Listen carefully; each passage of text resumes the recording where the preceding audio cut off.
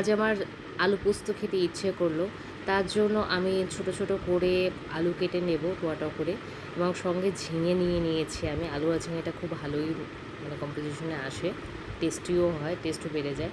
প্রথমে আমি একটা কড়াইতে তেল দিয়ে দেবো। আমি এখানে রাইস ব্র্যান অয়েল ইউজ করেছি। তারপরে দুটো শুকনো লঙ্কা, দারচিনি, এলাচ এবং একটা তেজপাতা দিয়ে আমি একটু ভেজে নেব। তারপরে আমি এর সঙ্গে দিয়ে দেবো হচ্ছে আলুগুলো, যে আলুগুলো আমি কেটে রেখেছিলাম। সুন্দর করে দেখেছেন, দেখতেই পাচ্ছেন কত সুন্দর করে আলুগুলোও আমি কেটে রেখেছি। তো আলুগুলো আমি নেড়ে ছেড়ে একটু ভাজার চেষ্টা করব, মানে সিদ্ধ করার চেষ্টা করব। আমি লবণটা দিয়ে দিচ্ছি এখানে। লবণটা দিয়ে দিলে খুব তাড়াতাড়ি সিদ্ধ হয়, এবং হলুদটাও আমি অ্যাড করে দিচ্ছি। আপনাদের কাছে আমার রিকোয়েস্ট, যদি আমার ভিডিও ভালো লাগে অবশ্যই লাইক, শেয়ার অ্যান্ড সাবস্ক্রাইব করবেন।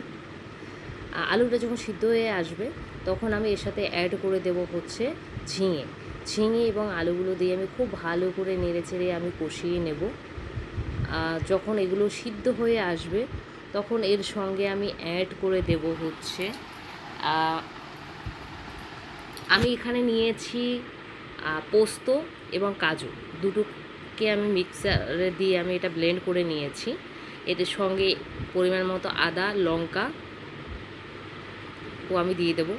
স্বাদ মতো লবণ তো আমি আগেই ব্যবহার করে নিয়েছি। এবারে এটাকে আমি ভালো করে নেড়ে চেড়ে আমি ভাজবো।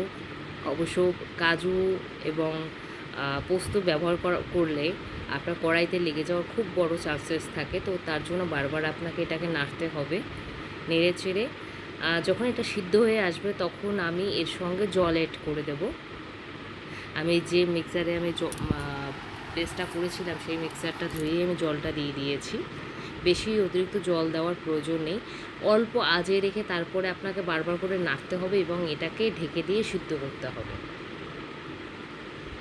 এটা বারবার করে আমি নেড়ে দিচ্ছি, মানে মোটামুটি আলুগুলো সিদ্ধ হয়ে আসছে। তারপরে আপনাকে বারবারই এটাকে নেড়ে ছেড়ে দিতে হবে, এবং আমি লাস্টের দিকে এর সাথে আমি অ্যাড করে দেব হচ্ছে, আপনারা চাইলে ঘিও ব্যবহার করতে পারেন অথবা বাটারও ব্যবহার করতে পারেন। আমি এখানে বাটার ব্যবহার করেছি।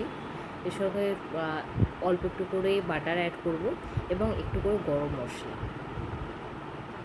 এবং এই দুটো অ্যাড করার পরে আবার নেড়ে ছেড়ে আপনি ঢেকে রেখে দিন। কিছুক্ষণ ঢেকে রাখার পর আপনি দেখতে পারবেন যে তেল ছেড়ে দিয়েছে। তো আমার তৈরি হয়ে গেল আলু পোস্ত।